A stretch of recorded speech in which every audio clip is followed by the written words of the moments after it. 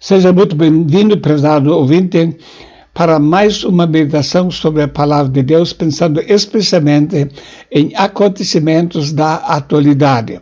O nosso tema específico é qual será o fim dessas coisas. Continuamos hoje com o estudo que já foi iniciado anteriormente e queremos ver nessa segunda parte, então, a continuação dessa abordagem. Nós vemos que o profeta Daniel teve uma visão sobre os tempos finais, onde no capítulo 12 ele vê especialmente acontecimentos relacionados com o povo judeu e o começo ou a grande tribulação do povo judeu. Ele queria saber qual será o fim dessas coisas. Certamente nós também gostaríamos de saber o que vai acontecer no futuro. Nós vimos três fatos básicos. A luta dos tempos finais é de natureza espiritual. Não devemos pensar que aquilo que acontece hoje em dia é apenas uma questão política ou de saúde. O inimigo está lutando. Em segundo lugar, o povo de Deus passa por tempo de angústia. Mas, em terceiro lugar, os que têm o seu nome no livro da vida serão poupados da destruição, não da aprovação, mas da destruição. Nós falamos já sobre os sinais dos tempos finais, onde a Bíblia aborda a questão como sendo semelhante a dores de parto. A Bíblia cita guerras, fome, pestes, falsos profetas, iniquidade, catástrofes e assim por diante. E tudo isso é comparado com sinais de dor de parto. As dores de parto começam suavemente e vão aumentando cada vez mais. Na questão dos sinais, nós podemos ver por gráficos que nos últimos anos houve um aumento rápido e drástico em várias dessas áreas. Quando ele fala sobre terremotos, quando ele fala sobre sinais na natureza, catástrofes, quando fala sobre mortes e assim por diante. Então, muita coisa está acontecendo num nível muito acentuado em nossa época. Então, as dores de parto ainda não são o fim. O próprio Senhor Jesus disse, ainda não é o fim. Quer dizer, ainda não é o governo do anticristo. São acontecimentos na época, na igreja, pelo menos em boa parte, nós como igreja estamos passando por essa situação. Nós vimos que o anticristo vai fazer uma aliança por 7 anos com muitos, especialmente judeus, mas isso é apenas uma aliança.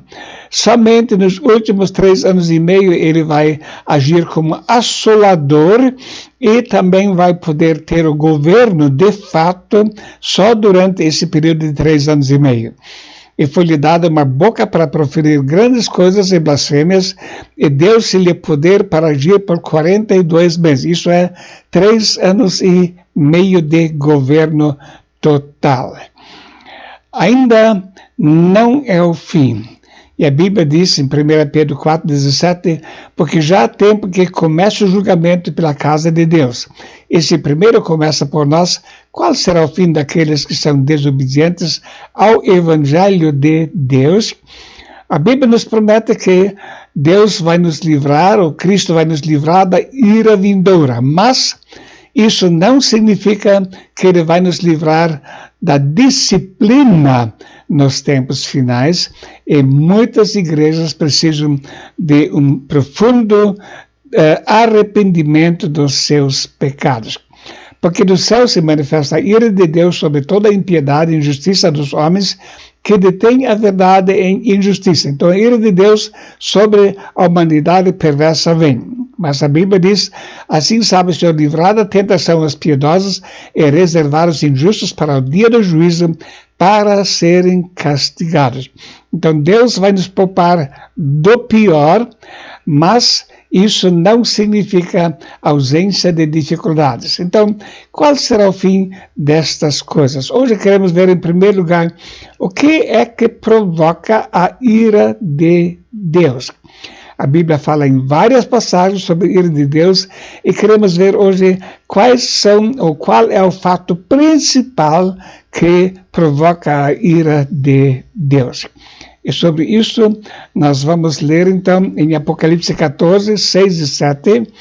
E vi outro anjo voar pelo meio do céu, e tinha o evangelho eterno para proclamar aos que habitam sobre a terra, e a toda a nação, tribo, língua e povo, dizendo com grande voz: temei a Deus e dai-lhe glória, porque é vinda a hora do seu juízo, e adorai aquele que fez o céu, e a terra, e o mar, e as fontes das águas. Apocalipse 14, versos 6 e 7. Nota aqui, quando o anjo chama o povo mais uma vez ao arrependimento, ele cita algumas questões específicas. Em primeiro lugar, temei a Deus e dai-lhe glória. Isto é o ponto crucial em toda a questão da rebelião das pessoas contra Deus. E, em segundo lugar, ele cita ainda nesse verso, e adorai-o. O homem foi criado para glorificar a Deus. Isaías 43, verso 7, a todos os que são chamados pelo meu nome, eu os criei para a minha glória. E os fiz e os formei e também os fiz. Isaías 43, verso 7. Então, nós somos criados para glorificar a Deus. Esta é a razão suprema da nossa existência. E quando o anjo está chamando todas as tribos, povos e nações para adorar e para louvar ao Senhor, ele está chamando para o arrependimento, porque a humanidade abandonou esta razão da sua existência. A humanidade não adora, no sentido geral, a Deus e nem está louvando Ele. Então ali está a razão principal dos acontecimentos que estão por vir. 1 Coríntios 10, 31, portanto, quer comais, quer bebais, ou façais qualquer coisa, fazei tudo para a glória de Deus. 1 Coríntios 10, 31. Então, fazei tudo para a glória de Deus. A nossa vida deve ser caracterizada por uma vida que glorifica a Deus. Você tem o hábito de dar graças a Deus antes das refeições, reconhecendo que Deus é o doador de toda boa dádiva? Você tem o hábito de se ajoelhar perante o Senhor e adorá-lo na beleza da sua majestade? Toda a criação foi feita para a glória de Deus, mas do homem de uma forma toda especial. E quando o anjo, já nos tempos finais, chama as nações ao arrependimento, ali está a questão principal, a falta de adoração a Deus. Também Mateus 5,16. Assim resplandeça a vossa luz diante dos homens, para que vejam as vossas boas obras e glorifiquem a vosso Pai que está no céu. Então, todas as boas obras devem ter essa finalidade de levar as pessoas a glorificar a Deus. Esta é a nossa razão de existência. Mas a maioria das pessoas não tem vivido para essa finalidade. Vamos ver dois exemplos. O rei Nabucodonosor, rei do grande império babilônico. Nós lemos sobre ele dizendo, falou o rei dizendo, não é esta grande Babilônia que edifiquei para a casa real com a força do meu poder e para a glória da minha magnificência. Note como ele construiu uma grande cidade para sua própria glória. Deus havia determinado que ele devia fazer tudo para a glória de Deus. Ele decidiu, eu vou fazer para a minha glória. E o texto continua relatando, ainda estava a palavra na boca do rei, quando caiu uma voz do céu, a ti se diz, ó rei Nabucodonosor, passou de ti o reino, e serás tirado de dentro dos homens, e a tua morada será com os animais do campo. Far-te-ão comer erva como os bois, e passar-se-ão 7 tempos sobre ti, até que conheças que o Altíssimo domina sobre o reino dos homens, e o dá a quem quer. Na mesma hora se cumpriu a palavra sobre Nabucodonosor. Ele foi tirado dentre os homens e comia erva como os bois, e o seu corpo foi molhado do orvalho do céu, até que lhe cresceu pelo como as penas de águia e as suas unhas como as das aves. Mas, depois de 7 anos, Nabucodonosor recuperou o entendimento e reconheceu o seu grande erro. Mas ao fim daqueles dias, eu, Nabucodonosor, levantei os meus olhos ao céu e tornou-me a vir o entendimento, e eu bendisse o Altíssimo, e louvei e glorifiquei ao que vive para sempre, cujo domínio é um domínio sempre eterno e cujo reino é de geração em geração. Se Deus aplicasse o mesmo critério e a mesma punição para os governantes de hoje, haveria sem dúvida muitos governantes pastando junto com os animais. Mas Nabucodonosor, ele glorificou a Deus, ele glorificou ao que vive para sempre e cujo domínio é um domínio sempre eterno. Outro exemplo temos no Novo Testamento, do rei Herodes. O rei Herodes tinha tido um atrito com uma população, estavam brigados, então os fenícios queriam fazer a paz com ele.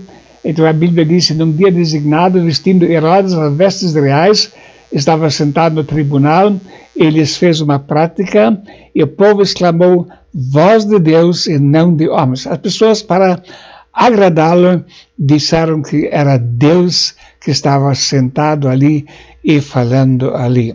E o texto dá o resultado disso: e no mesmo instante feriu o anjo do Senhor, porque não deu glória a Deus, e comido de bichos expirou. Realmente, a pessoa que não dá glória de Deus perde a razão da sua existência, perde a razão da vida para a qual foi criado uma vez por Deus. A Bíblia nos mostra que esse é o estado geral de grande parte da humanidade. Romanos capítulo 1 trata desse assunto: porquanto, tendo conhecido a Deus, não o glorificaram como Deus, nem lhe deram graças, antes em seus discursos se desvaneceram e seu coração insensato se obscureceu. Então, esta é a realidade da maioria da população do mundo. Não glorificam a Deus. Sabem na realidade que Deus é o Criador, mas não o glorificam. Dizendo-se sábios, tornaram-se loucos e mudaram a glória do Deus incorruptível em semelhança da imagem de homens corruptível e de aves e de quadrúpedes e de répteis. Quando a pessoa passa de adorar o Deus verdadeiro, logo arranja substitutos para adorar. Então se cria imagens para representar divindades, e então a pessoa se ajoelha diante dessas imagens, em vez de adorar o Deus verdadeiro. Mudaram a glória de Deus incorruptível em semelhança da imagem de homem, corruptível, de aves, de quadrúpedes e de répteis. Satanás, uma vez pecou, ele era um anjo perfeito, mas ele não suportava ver Deus sendo glorificado, e ele também queria receber glória. Então ele disse: subirei sobre as alturas das nuvens e serei semelhante ao Altíssimo. O homem não quer se submeter para ser um adorador de Deus.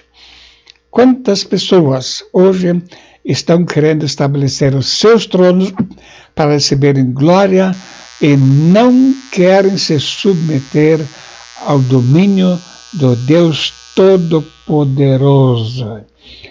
Nós lemos a respeito do profeta Amós pregando para Amazias, e depois então de falar o juízo de Deus que ia vir sobre Israel. E depois Amazias disse a Amós: vai-te, ó vidente, e foge para a terra de Judá, e ali come o pão, e ali profetiza. Mas em Betel daqui por diante não profetizas mais, porque é o santuário do rei da casa e casa real. Pessoas não querem ouvir mensagens de exortação, de condenação ao pecado. Vai ter, não pregue mais para mim. É realmente muito mais fácil falar sobre a graça, a bondade, o amor de Deus, sobre a misericórdia de Deus, anunciar coisas boas que vão acontecer no futuro, mas como servo de Deus, as pessoas precisam falar a verdade. E a Bíblia nos mostra o que vai acontecer no futuro e precisamos reconhecer que o nosso Deus, o Todo-Poderoso, ele está irado com a pecaminosidade do povo. Nós lemos um chamado de arrependimento, já lemos esse texto antes, e vi outro anjo voar pelo meio do céu e tinha o evangelho eterno para o proclamar aos que habitam sobre a terra e a toda a nação e tribo e língua e povo, dizendo com grande voz: temei a Deus e dai-lhe glória, porque a vinda a hora do juízo, e adorai aquele que fez o céu e a terra e o mar e as fontes das águas. Este é um apelo para arrependimento. Esse apelo ainda vai ser feito já no tempo da tribulação. Deus ainda chamando mais uma vez ao arrependimento. A Bíblia usa mais de 80 vezes a expressão eu sou o Senhor. É Deus sempre querendo chamar o povo de volta para si, para adoração a Ele. A Bíblia mostra que as pessoas que não vão adorá-lo vão sofrer as consequências.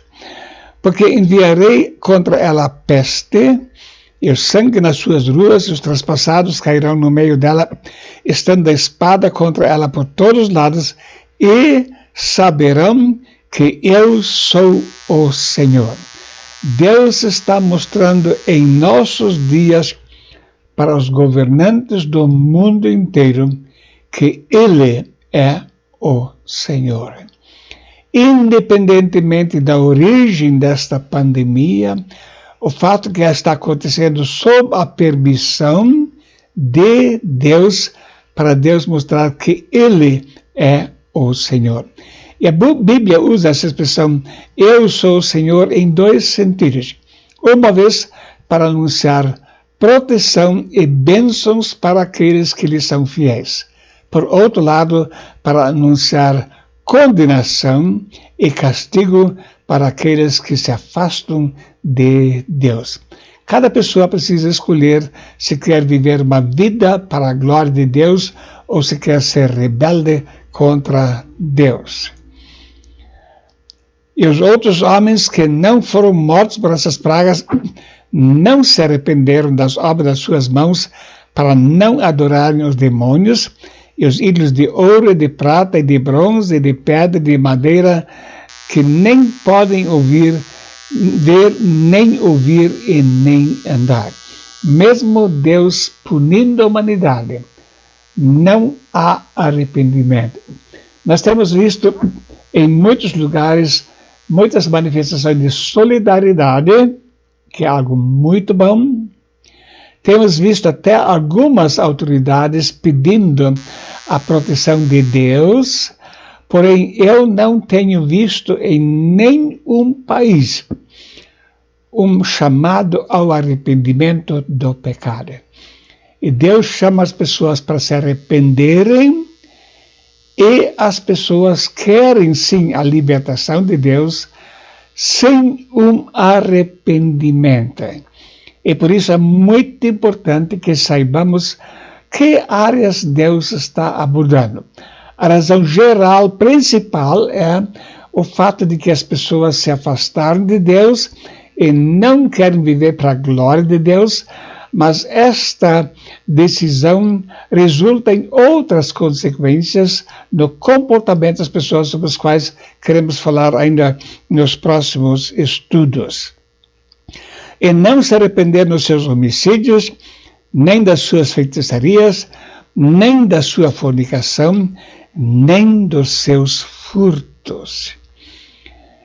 E os homens foram abrasados com grandes calores e blasfemaram o nome de Deus, que tem poder sobre essas pragas, e não se arrependeram para lhe darem glória. Note, Deus chama as pessoas para voltar para a razão da sua existência, para glorificá-lo, e a Bíblia mostra que Deus usou uma série de castigos, de punições, mas a reação foi: não se arrependeram para lhe darem glória.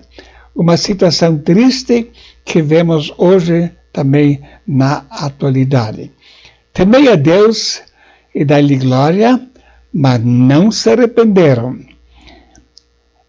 Conforme o relatório publicado hoje, dia 25 de abril de 2020, as mortes por coronavírus no mundo já chegam a 200 mil. Enquanto isso, Deus está dizendo: temei a Deus e dai-lhe glória. E nós vemos a mesma reação que vai haver no tempo da grande tribulação: não se arrependerem. O arrependimento muitas vezes deve começar no meio cristão. Há muitos cristãos que querem as bênçãos de Deus, querem entrar no céu, querem Cristo como seu Salvador, mas não como Senhor da sua vida. A Bíblia mostra isso em Mateus capítulo 7. Nem todo que me diz Senhor, Senhor entrará no reino do céu, mas aquele que faz a vontade de meu Pai que está no céu. 1 Pedro 3,15. Antes reverenciai a Cristo como Senhor em vosso coração, estando sempre preparados para responder a qualquer pessoa que vos questionar quanto à esperança que há em vós. Então, Cristo deve ser reverenciado como Senhor, como aquele com quem nós temos compromisso de obediência. E isto é lamentavelmente uma realidade que muitos cristãos querem ser senhores da sua própria vida. Querem sim entrar no céu, mas não querem ter um compromisso de obediência. O arrependimento deve começar pela casa de Deus. Mas a Bíblia nos traz preciosas promessas também. Não temas, porque eu sou contigo. Não te assombres, porque eu sou teu Deus. Eu te fortaleço e te ajudo e te sustento com a destra da minha justiça. Se nós realmente estivermos vivendo uma vida de consagração a Deus, podemos ter certeza, Ele é nosso Deus, Ele vai nos fortalecer, Ele vai nos ajudar, Ele vai nos sustentar. Invoca-me no dia da angústia, e eu te livrarei, e tu me glorificarás. Estamos vivendo dias de angústia. Deus está dizendo: invoca-me, e eu vou te livrar, e você vai me glorificar. Na sequência desses estudos, na próxima lição, queremos falar sobre consequências na vida de quem troca a adoração a Deus por outros objetos de culto. E vamos entrar em algumas áreas que realmente provocam a ira de Deus quando praticadas. Por isso, quero convidá-la desde já para assistir também o próximo estudo. Dentro de alguns dias pretendemos postar mais um estudo. Muito obrigado por ter assistido esse tempo de meditação e que Deus possa nos ajudar para que possamos realmente viver para a glória de Deus, em submissão a Ele, tendo Cristo como Senhor da nossa vida, sendo um testemunho perante o mundo que está perdido. Que Deus nos abençoe e proteja. Amém.